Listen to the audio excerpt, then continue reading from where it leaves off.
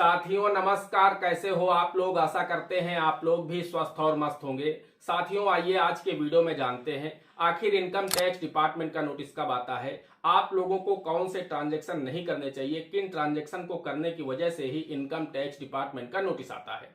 क्योंकि आप सभी को पता होना चाहिए आज के समय में इनकम टैक्स डिपार्टमेंट को ज्यादा ही सख्त हो चुका है और छोटी छोटी गलतियों पर लोगों को इनकम टैक्स डिपार्टमेंट का नोटिस थमा देता है। और अगर आपको इनकम टैक्स डिपार्टमेंट का नोटिस मिल जाता है तो आप सभी को पता होना चाहिए आपके सामने कितनी बड़ी मुसीबत आ जाती है, क्योंकि उसको आपको एक्सप्लेन करना है, उसको आपको रिप्लाई करना है।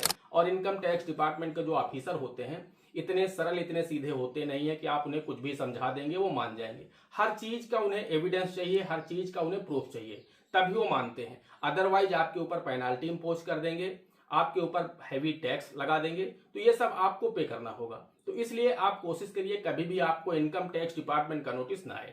आप इनकम टैक्स डिपार्टमेंट की नोटिस से बचे रहें तो आप बहुत ही सही उसमें रहेंगे। अगर आपको एक बार इनकम टैक्स डिपार्टमेंट का नोटिस मिल चुका या मिल गया आपको तो फिर आप बहुत अधिक परेशान हो जाएंगे। आइए वीडियो में आगे बढ़ते हैं, आपको डिटेल से पूरी जानकारी देते हैं कि आखिर आप लोगों को इनकम टैक्स डिपार्टमेंट का नोटिस आता कब है, आपको कौन से ट्रांजैक्शन को अवॉइड करना चाहिए, किन ट्रांजैक्शन से आपको बचना चाहिए ताकि आपको भविष्य में इनकम टैक्स डिपार्टमेंट का नोटिस कभी भी ना आए।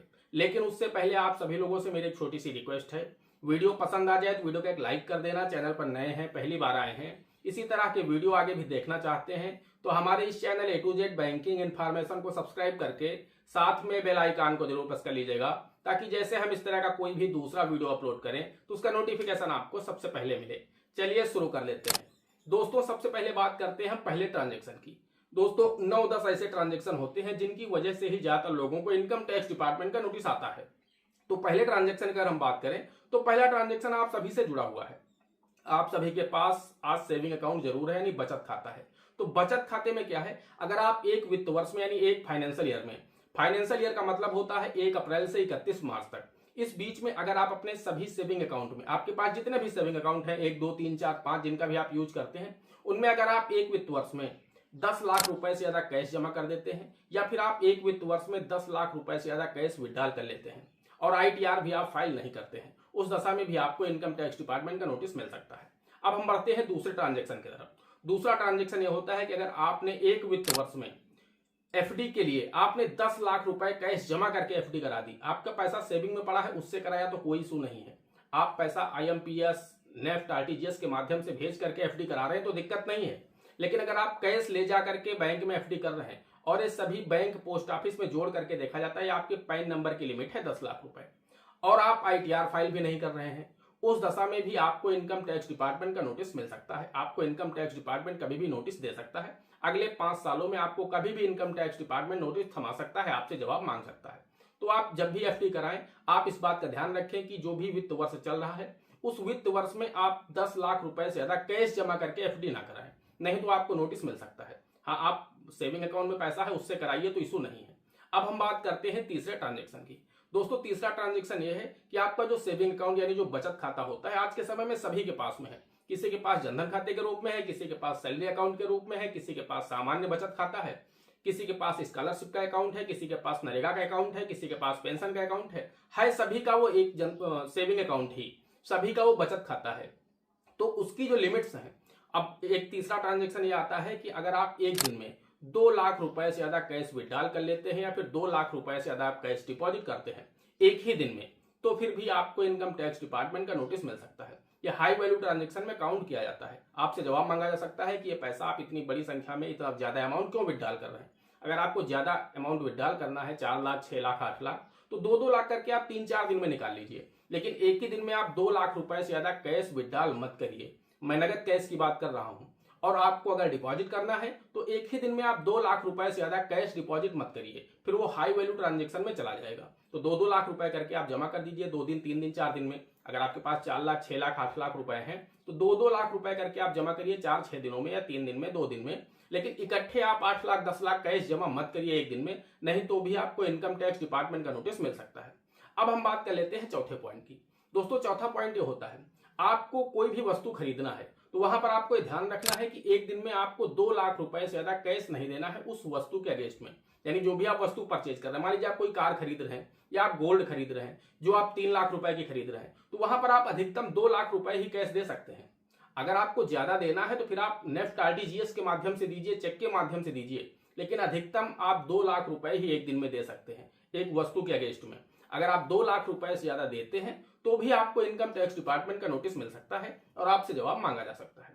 अब दोस्तों हम बात करते हैं अगले ट्रांजेक्शन की। अगला ट्रांजेक्शन ये होता है दोस्तों, आज के समय में ज्यादातर लोग क्रेडिट कार्ड का इस्तेमाल करते हैं। सभी लोग क्रेडिट कार्ड का इस्तेमाल कर रहे हैं, तो आखिर उसकी जो लिमिट है उन्हें आपको क्रॉस नहीं करना है, जो इनकम टैक्स डिपार्टमेंट बताता है। इनकम टैक्स डिपार्टमेंट कहता है अगर कोई भी व्यक्ति एक वित्त वर्ष में यानी एक फाइनेंशियल ईयर में 1 लाख रुपए से ज्यादा का कैश में अपने बिल का भुगतान करता है, नगद में यानी बिल का भुगतान करता है, या फिर 10 लाख रुपए से ज्यादा ऑनलाइन मोड के माध्यम से बिल का भुगतान करता है और आईटीआर फाइल नहीं करता है, उस दशा में भी उसे इनकम टैक्स डिपार्टमेंट का नोटिस मिल सकता है। उससे इनकम टैक्स डिपार्टमेंट अगले 5 सालों में कभी भी जवाब मांग सकता है।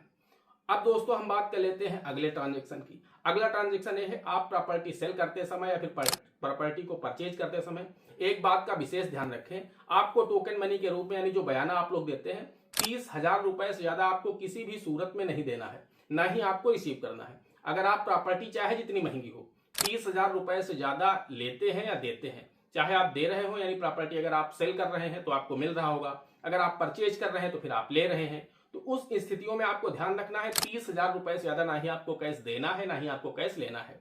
अदरवाइज आपको इनकम टैक्स डिपार्टमेंट का नोटिस मिल सकता है और आपके ऊपर 100% की पेनाल्टी इंपोज हो सकती है। अब दोस्तों हम बात कर लेते हैं अगले ट्रांजेक्शन की।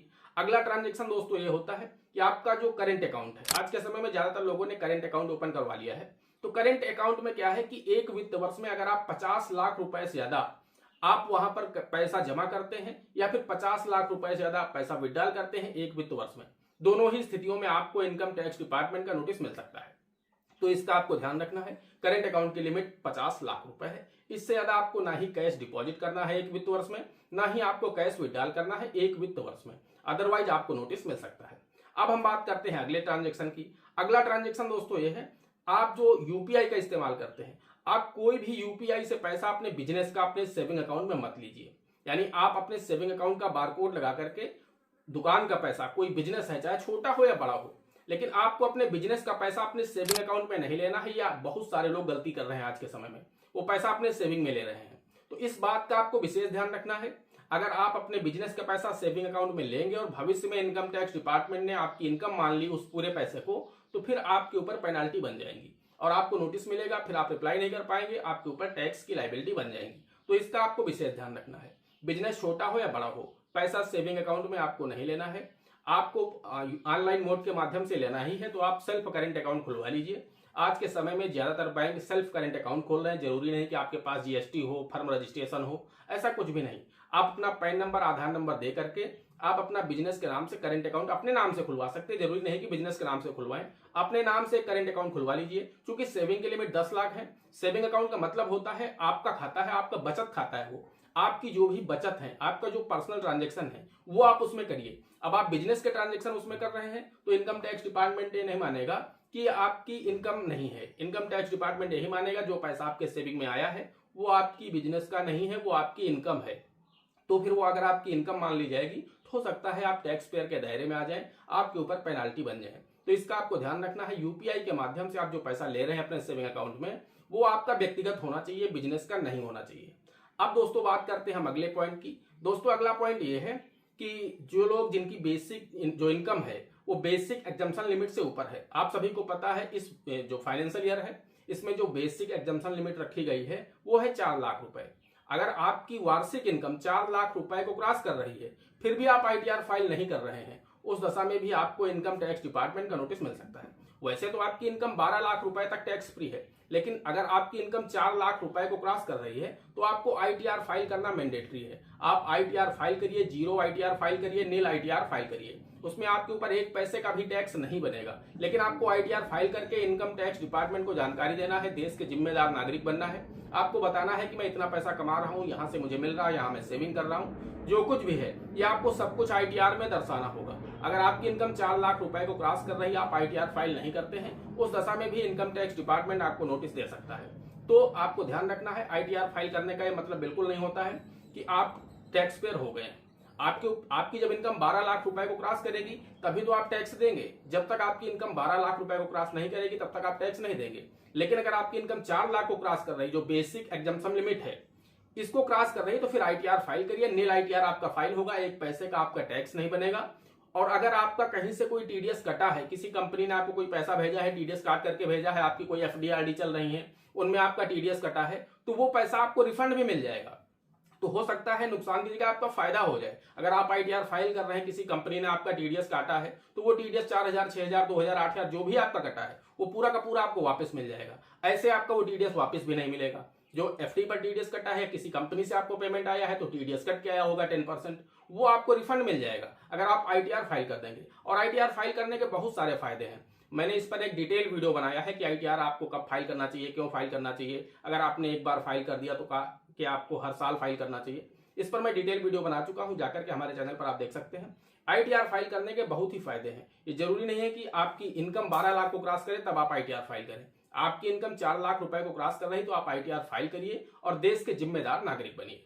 तो दोस्तों, ये होते हैं कुछ ऐसे ट्रांजेक्शन जिनकी वजह से ही ज्यादातर लोगों को इनकम टैक्स डिपार्टमेंट का नोटिस आता है। एक चीज आपको ध्यान रखना है, अगर आप इन जो ट्रांजेक्शन मैंने आपको बताया, इनकी लिमिट को आप क्रॉस कर रहे हैं, गलती जाने अनजाने में आपसे लिमिट क्रॉस हो जा रही है, तो आप आईटीआर फाइल करिए। उस फाइनेंशियल ईयर में आप आईटीआर फाइल कर दीजिए, उसमें जानकारी दे दीजिए प्रॉपर तरीके से कि हाँ, ये पैसा आपने कहां से आपको मिला है, कहां आपने दिया है, जो कुछ भी है सारी चीजें आप अपने आईटीआर में मेंशन कर दीजिए। तो इनकम टैक्स डिपार्टमेंट को पता चल जाएगा कि हाँ, आप देश के जिम्मेदार और ईमानदार नागरिक हैं, आप खुद ही सारी जानकारी दे रहे हैं, तो आपको इनकम टैक्स डिपार्टमेंट का नोटिस नहीं मिलेगा। लेकिन अगर आप जानकारी नहीं देंगे, आईटीआर फाइल नहीं करेंगे, ट्रांजेक्शन करते जाएंगे, लिमिट क्रॉस करते जाएंगे, उस दशा में आपको नोटिस मिलेगा, रिप्लाई कर नहीं पाएंगे, आपके ऊपर पेनाल्टी इंपोज होगी। दोस्तों, आशा करते हैं आपको वीडियो पसंद आया होगा। अगर वीडियो पसंद आया है, वीडियो को एक लाइक कर देना। चैनल पर नए हैं, पहली बार आए हैं, इसी तरह के वीडियो आगे भी देखना चाहते हैं तो हमारे इस channel A to Z banking information को सब्सक्राइब करके साथ में बेल आइकन को जरूर प्रेस कर लीजिएगा, ताकि जैसे हम इस तरह का कोई भी दूसरा वीडियो अपलोड करें तो उसका नोटिफिकेशन आपको सबसे पहले मिले। दोस्तों, आज के वीडियो में इतना ही। मिलते हैं अगले वीडियो में किसी अगले इंटरेस्टिंग टॉपिक के साथ। तब तक के लिए जय हिंद, जय भारत।